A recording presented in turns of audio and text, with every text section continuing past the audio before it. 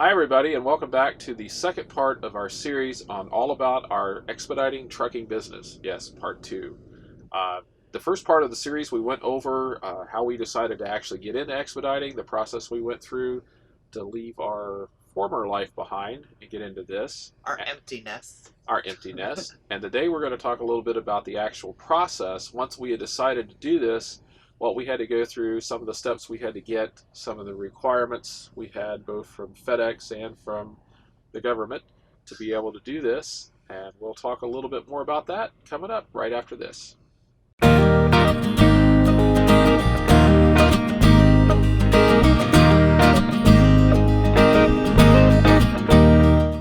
So once we had made up our minds that we were going to do this, there were some requirements that we had to do. I think in the last video we talked about how we had decided on FedEx because everybody that we knew drove for FedEx, so we were familiar with them.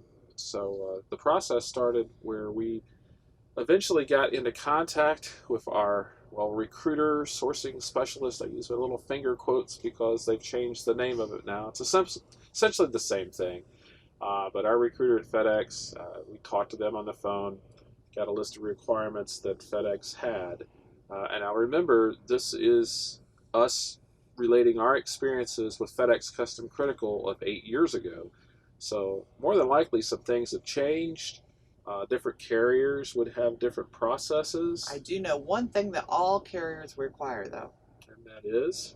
Your CDL. CDL. That was the first thing that if you were driving a straight truck. Yeah, if you're driving a straight truck. And that's our experience. We've only ever been in a straight truck. But yes, in order to drive the type of trucks that we wanted to be in, we had to get a CDL license.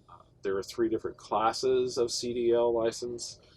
There's a Class C, which is mainly for vans. If you're not going to be hauling, I think it's over 100,000 pounds, or 100,000 pounds, 10,000 pounds. Yeah.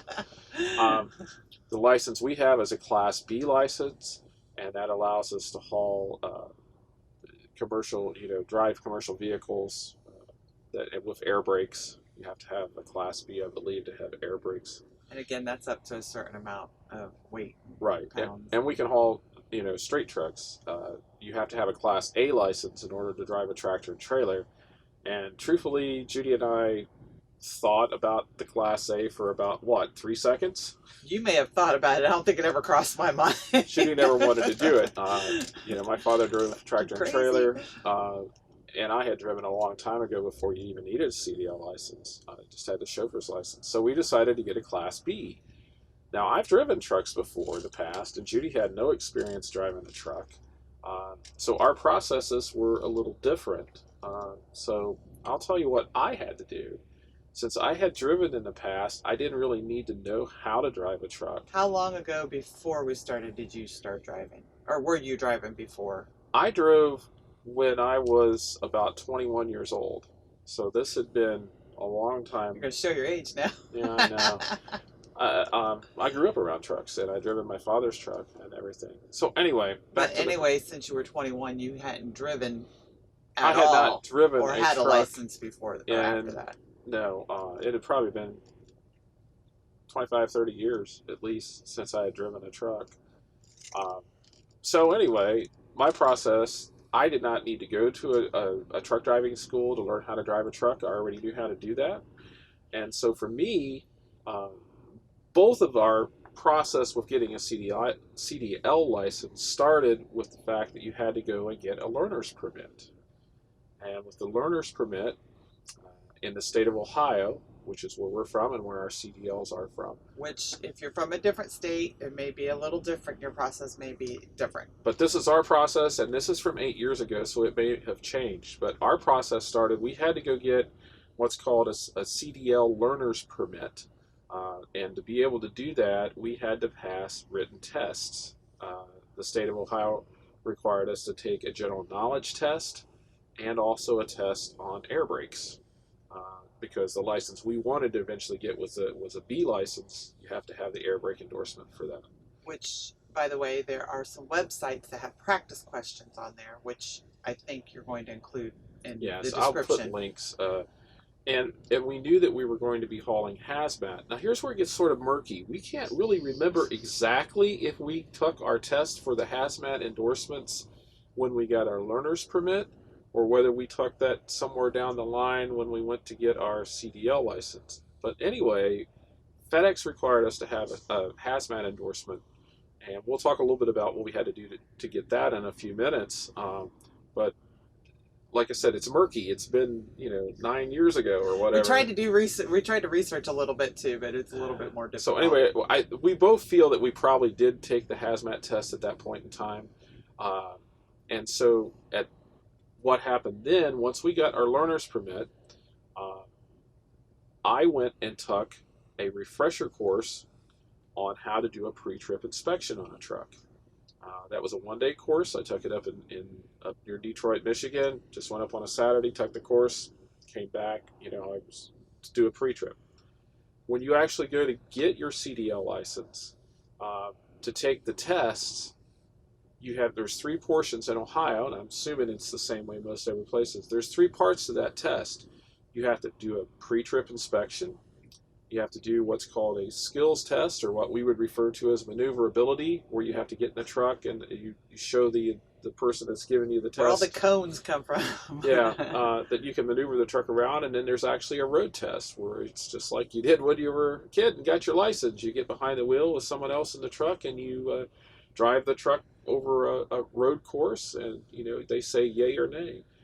What I should point out is, in Ohio at least, there was a place up near Toledo that actually did the testing, and they would rent you a vehicle. I actually took mine in a big old dump truck that had air brakes on it. So you have to have a vehicle to test in, to do the road test. There's various places in the state of Ohio that do this. I'm assuming it's the same way in other states.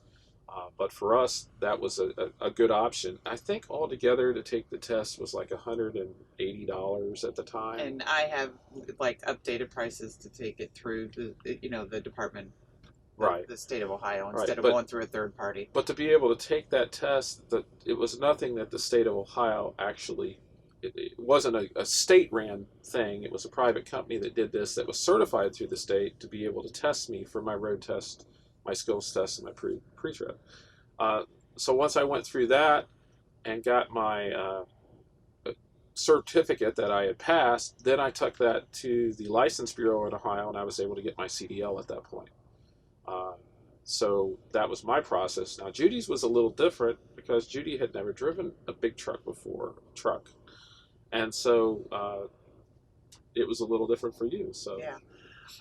When we decided to do this, I decided there was no way I was just going to go take a test and be able to do this. I needed some practice, and I needed some learning, because I didn't know anything about a big truck.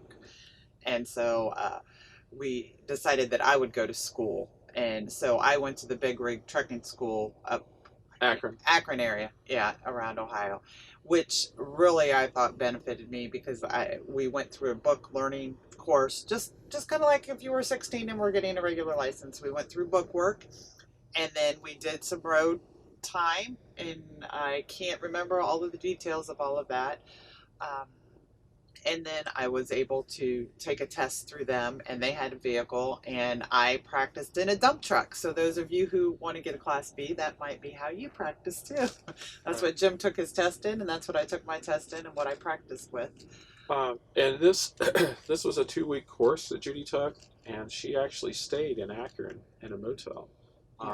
And while she was there for the length of the test, I should point out something. I had just had surgery.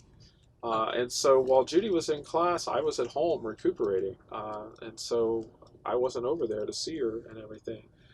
So she stayed for 2 weeks in Akron, and took the road course and everything else. All by myself. All by herself. And she did great. They tried to get her Class A. Yeah, the guys, and I will say I was the only woman in the class, but interestingly enough, my book instructor was a woman. So that was neat. But the guys all kept saying, "You got to get your Class A. You might as well get your Class A." And I'm like, "Nope." and she knows how to drive an automatic. I mean, or a standard shift car. So it wasn't, anything like that. She was very good at that. Yeah, but, my one instructor wanted to teach me how to drive a manual transmission. I was like, "Nope. I know I'm getting an automatic truck." So. Yeah. Um, but I think the cost of the whole course at the time was $2,500. It's not cheap to go through these Yeah, and classes. I have no idea how much they are now. Yeah, and I know certain places, I've heard of people going through some of the bigger carriers to get their Class A license, but then you're sort of stuck for a year. We were fortunate enough that we had the money to be able to put her through the class. I would say altogether to get our CDL licenses, we probably spent at least $3,000. Yeah, And because we paid for the hotel. with yes, this is And all we out of our paid, pocket. we paid all time off of work, and for all of our testing and everything like that. I mean, that's all finances we had to figure out beforehand. And I do know, I believe there may be some scholarships and things out there through the schools if that would be the way you would choose to go, But it's and sort of, grants and things like that. FedEx really, they don't help with you getting your CDL license. They can point you in the right direction, which they did us. They're the ones that recommended the big rig truck driving school. Um, the other thing I should point out with big rig truck driving, when I actually went to one of the requirements FedEx had is you were supposed to have either 6 months of verifiable recent experience. This is for the straight trucks, or you had to take and pass a road skills test. Judy actually passed the test when she went through. That counted as she went through the truck Because I driving went through the school. school. Even though I had went and passed the state requirement, I actually had to go back and take a road test where I went down to Big Red Truck Driving School, got in a truck, drove around. Here's your certificate. And so FedEx required that. I do not know if that is still the case to drive a straight truck at FedEx. It's been so long It was for a us. maneuverability kind of test, wasn't it? It was basically the same thing road that I test took. It was a road test. Yeah. It was. I don't remember. I think back around this cone in the parking lot, go drive around the block, you're good to go. Yeah. Because he could tell I could drive a truck when I knew what I was doing. Second nature to me, basically. But anyway, that is how we got our CDL licenses. At that point, the next step, we're gonna backtrack just a little bit, and we're gonna go over the process of what we had to go through to get our HazMat endorsements, because that was a requirement for FedEx. One of the things, the HazMat endorsement is basically done on a federal level. The states administer the program, but we actually have to go and pass a background check when you go through HazMat. We have to be fingerprinted. And so that's sort of a process. But anyway, with the HazMat, we had to go and we had to go get fingerprinted, which is a process. There's only certain places in the state that do the fingerprinting. And for us, we went up to Toledo, I believe, Sandusky or Toledo. We were fingerprinted, and then that takes a while to come back. They'll tell you 6 to 8 weeks to get the results back. So we had to do this in conjunction with getting our CDL also.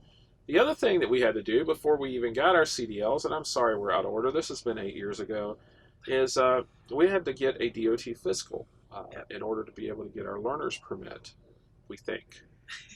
We think all of this happened kind of all at the same time, so we're trying to get we're not everything exactly in step by step for order sure for you. The order, but we absolutely know that you had to have these things.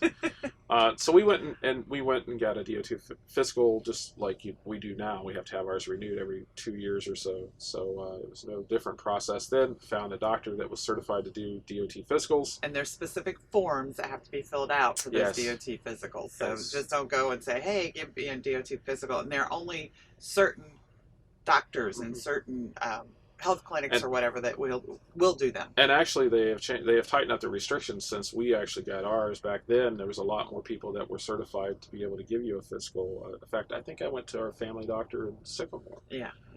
But now there's only certain people that can actually give you. There's a little bit different requirement now. This is what we have to go through every 2 years to have our fiscals renewed. Quite a few urgent cares Yeah. do the DOTs or the step-in places, just because truck drivers are all over the country and Right. they have to have a place they can do it. We have actually started going to an urgent care at home. I think I've had my at least last one, and I think you've had your last 2 done there. And So again, that's a cost too. and that is a cost, and this Yeah. is all out of your pocket up front. Yep, and it can be $100, 90. I don't even know this last time. It's around $100. Yeah, it was about 100, but that's through urgent care. Some of your family doctors might do it cheaper Right. than that. I don't know. But we had to have that to be able to get that, the CDL and the whole process started. The HazMat endorsement, there is a test, and I will put a link down in the description of a testing site that has some, study questions, for lack of a better word, online that match up pretty well with our test. If I remember right, it's a 50 question test, and you have to pass, I think, 40, maybe 45 out of that. It is a pretty rigorous test, and after doing this job for so many years, there are a couple questions on there that the answer is flat out wrong. But yet they are still on the test. Every time we go to get our HazMat endorsement renewed, those questions are there, and they're absolutely, blatantly, the answer is not right. But well, and the other thing is with a couple of practice questions, they are incorrect, and you do if you it's they're not. It's just one in 4 or 5 sets of questions. I mean, it's not like all of them. Don't go to that site because you're not going to pass your test. I do know that I am very test anxious, so those sites that have the practice questions really help me because it just helps me know how they might be worded, and and they're all multiple choice, which I hate multiple choice tests, and and because I'm one who rips apart everything and hey, it could be this, it could be that, it could be this. So it was just really helpful for me. Jim just glances at him. He's a good test I'm taker. good at taking so tests. it's like, That's one of my gifts in life. not mine. But like now that the practice test questions, the site I'm going to link is not verbatim, but a lot of the questions are on there. The one thing that will throw you off is the answers on the practice test has 4 choices. When you actually go in and take the test, it's only got 3. Yeah. So it throws you off. But the questions are pretty accurate. We've never had any problem with passing ours. But you do have to study for it. It is nothing to take lightly. It is actually pretty intense. And here, just to throw a little more fuel on the fire, you only get 3 chances to pass it. And then you have to wait, I think, for 6 months if you fail the 3rd time. So, it is something you absolutely... Not to scare you off or anything. But just, you absolutely just prepare for it. do need to prepare for that and be prepared to take Do your homework. So we've got our CDL license, we've got our HazMat endorsements out of the way, we've got our DOT fiscal. One of the last things we do have to take sort of grates on me, but it's just the nature of the game. Can I interject real quick about the physical stuff? Yes. When you do take your medical card into the government, there generally is a fee to attach that to your CDL. Yes, and we actually have to take the medical card into our license bureau in Ohio. I know some states allow you to do this online. In fact, I think Ohio allows you to do it online, but we've had bad luck with that. Ohio is a problematic state all across the country with this medical card. So, it's been as far as I know, it still is that the people who do the physicals, if you're out of the state of Ohio, we have physically gone and taken our medical card to the state of Ohio, and we find a run and get us there. There is something that's called self-certification, and you actually have to tell in Ohio, and I think it's everywhere, the Bureau of Motor Vehicles, whether you're hauling in-state or out-of-state, interstate, and you actually have to sign a piece of paper, turn that in with your medical card, and then they put that into the system. We've actually had this happen in California, no less. I get a phone call saying, "Hey, your physical is not right. I just had it done, and but you're out of service." And so we had to work to get that. Because there was no connection. Yeah, I actually finally got a hold of a very helpful person in Columbus, and they were able to get it put into the system. That's all we lacked. I had the physical, I had the card in my hand, I had passed, there was no problem. But because the state of Ohio requires you to have that put into the system, it's actually a federal requirement. Yeah. I wasn't good to go. And for some reason, Ohio isn't connected with the rest of the states in the United States. It's Ohio. We like to be different. So anyway, we've got that done. And then the last requirement that I was talking about earlier before somebody interrupted me. Never interrupted. Is you have to take a drug test. FedEx requires this. It is a federal requirement. So before we actually went to orientation, at some point in time, we actually had to go and I think we actually went to a little clinic down the street from FedEx because we were actually took the test while we were there for orientation. Yeah. And so we had to go and take a drug test. No big deal. It's usually, they're just testing for drugs. Although there are instances now where we are still subject to random drug tests. FedEx can call us at any point in time, basically, and say, hey, you got to go in and take a drug test, which usually consists of they're testing for drugs. But on rare occasion, they will also test for alcohol. Judy's actually had that before. Drug and alcohol at the same Um, time. so even, like right now, we are waiting on a load. We are dispatched on a load. We're ready to go Monday and pick that load up. Technically, we are in service, and so we are subject to being tested.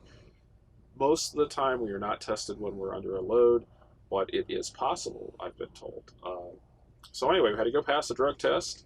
The thing that grates on me about those drug tests, I'm just going to rant just a little bit. We have to pay for those. That's another cost that comes out of my pocket. If they want to test me, they should pay for it. So anyway, that is a little pet peeve that just gets thrown in there for yes, this it helpful. It's helpful. So to reiterate, CDL license, all the endorsements, HazMat endorsements that we're going to be subject to are physical, DOT physical, and also the drug testing requirement. In addition to that, there were some other requirements that we didn't talk about. Your carrier will have a list of those, and these are basically, you cannot, in FedEx's case, we could only have 2 moving violations within the last 3 years. Not a problem for us, no moving violations. And you could only have 1 within the last 12 months. Again, no problem for us. There are some stipulations as to be, you basically just have to have a good driving record. No excessive speeding violations, everything. There is actually a list on FedEx's website. I will put a link to that in the description here below that actually leads right to that section that actually lists their actual requirements to get into FedEx. And if you, by some chance, do have some sort of moving violations or some sort of violations, please talk to FedEx, talk to the sourcing specialist, recruiter, whoever, whatever you call those people. They will help you through it. I mean, don't discount the fact that you might be able to do this. Find out first. Find out from FedEx first about it. Don't go through this whole process and then realize that, hey, you cannot drive for FedEx because they will not allow you. Don't waste all that time. Yeah, that's why talking to the sourcing specialist right up front is the best way to go. We'll list all this out in the description. The other thing that at the time for us was a requirement of FedEx Custom Critical white glove services, which is where we were going to be driving for, and it, from what we can tell, is no longer a requirement, but it's probably a good idea that you have it, was our passports. We wanted to be able to go into Canada. Neither one of us had our passports, so we had to go through the process of that. At the time, we actually went to the United States Post Office in our hometown and had pictures taken. You have to have a passport picture taken, and filled out the form, sent the money in, again, out of our pocket. I don't remember how much it cost. It wasn't horrible. No, but it was good to have a passport. But those passports take 6 to 8 weeks to get. At least they did then. I think they're a little bit better on that now. Yeah. So it's a little quicker now with the computers. Yeah. So we actually have those passports.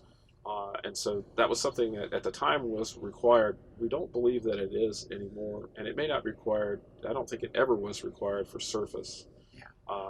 Or it just depends on the carrier. Some expedited carriers can't go to Canada anyway. FedEx does not go to Mexico. As far as I know, no expedited carrier goes to Mexico. So the only countries we have to worry about are the United States and Canada. So. And I'm just going to real quick, and I know licenses in general have changed over these past couple years, I think. I don't remember when I got mine, but it's a newer license. That when you go in, you have to have a proof of residency. Yeah, it's called an enhanced license that they've went to, that you will actually have to have one of these to even be able to get on a plane within a couple of years. But the requirements are much more strict than they were, just a few years ago for this advanced license. You have to have basically your birth certificate or a passport, and then they require proof of residency. It's actually quite extensive, and it's actually for some truck drivers, it's sometimes difficult because some truck drivers don't necessarily have a home anymore. I mean, they might have a place where they park their truck. You know. We're very fortunate. I mean, you know, we have electric bills and things in our name, but you almost have to have some sort of proof of where you live now. Right. And it can't be a mobile truck. So And just the way that it works for the licensing in the state of Ohio, our license is good for 4 years. And for Judy and I are sort of on like a 2-year offset. So I don't know how we got all that. hers, you know, she had to get a new license a couple of years ago, and so she went through the process and got this enhanced license. My license is prettier than his. It's funny. Her license looks completely different from mine, and we get such strange looks sometimes because there's a lot of times we have to show our license at either a pickup or delivery. And so her license looks totally different. They look at it and go, "You're both from Ohio? Why they look different?" And it's just like, well, in 2 years, mine will look like hers. So whenever they expire. So sorry about that little throw in there. But no, and 8 years ago we didn't have to do this, but we do now. But to make a long story short, which we never do, pickle chicks. Talk to your recruiter if this is something that you're thinking of doing. Make sure you talk to them. They can guide you through the process. There's certain requirements they can go. I will tell you that when we actually got finished and ready to go, we were complimented by our recruiter at FedEx. He said we were probably one of the most prepared couples he had ever met, but we made sure that we had everything ready. We wanted to have everything done so that we could jump in and start when, you know, we were done with orientation and when we had that truck. When you go to Green, for us, that's Green is where FedEx is located at in Ohio. When we go into orientation, the room is full. There's probably 25, 30 people in there. There were people in there that never even started the paperwork. Had not even started paperwork for HazMat. Of which, the paperwork to even apply to FedEx is quite extensive. Yeah. So, I mean, that takes a while to get filled out. Process. The application of it. And probably with other carriers. Sorry we're jumping all over the place, but this is 8 years ago. And once you do it, you're done. So anyway, what we'd like to talk about in our next video, in the next series, is how we actually decided to choose a fleet owner. When we started, we drove for Expediter Services. They're a large fleet owner. At the time, I believe they had 100 and some trucks. And so we went with them. And we'll talk a little bit about what went into that process. What that was our decision, or how our decision went. How we decided to do that. Keep in mind that that was a simultaneous process with us going through all the hoops with FedEx. Not only did we have to find a carrier to drive for, we actually had to find a fleet owner. Because at the time, we did not even think we were going to ever own a truck. Never even occurred to us that we would ever own one of these trucks. And so that was a different process. We know quite a few good folks that are fleet owners that we would recommend, people to drive for. But the next video will walk you through the process of how we got hooked up with Expediter Services and how that went. And so we'll talk about that then. So I hope you've enjoyed the video. If you have, please like, and don't forget to subscribe to our channel. And we will see you in the next video, right? Yep. So long for now, everybody. Good night.